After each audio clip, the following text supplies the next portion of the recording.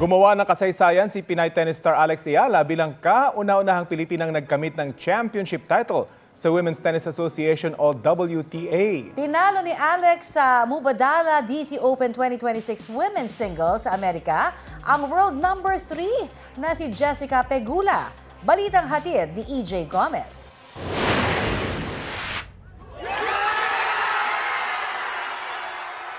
Sa kauna-unahang pagkakataon, nakamit ng isang Pilipino ang WTA Championship title. Nagkampiyon si Pinay tennis star Alex Ayala sa 2026 Mubadala DC Open Finals sa Washington DC sa Amerika.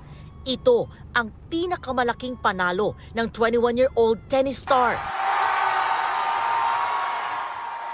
Historic ang laban matapos talunin ni Ayala sa rain-delayed finals ang world number 3 na si Jessica Pegula sa score na 4-6, 6-4, 6-0.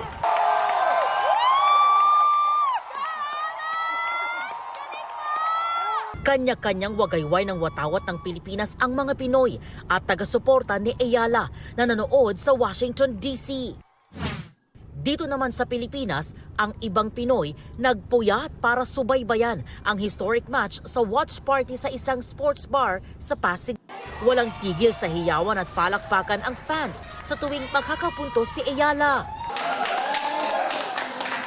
Ang dalawang grupong ito nag-cheers pa bago ang last point ng match. Ilang segundo pa,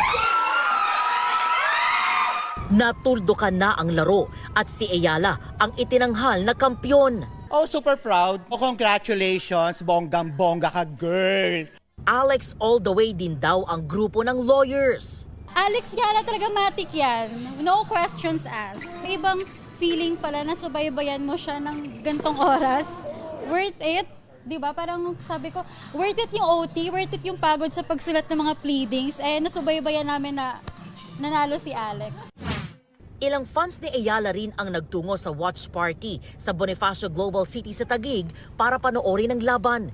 Isa raw malaking karangalan si Ayala bilang kinatawan ng Pilipinas sa global sports stage. I'm not really a tennis fan, but I feel like if she wins this, it's a huge achievement for us Filipinos. And yes, I'm rooting for her. Go Alex, go Alex.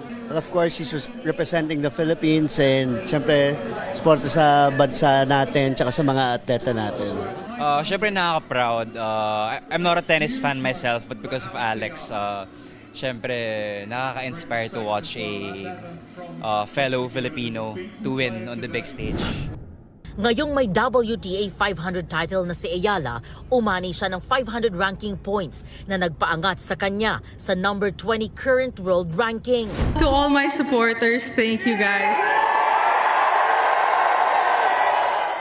Thank you to all my supporters, especially the Filipino community here in DC and back home and wherever you are in the world. I really, guys, I feel all the love. Maraming salamat mga kababayan. Maraming salamat.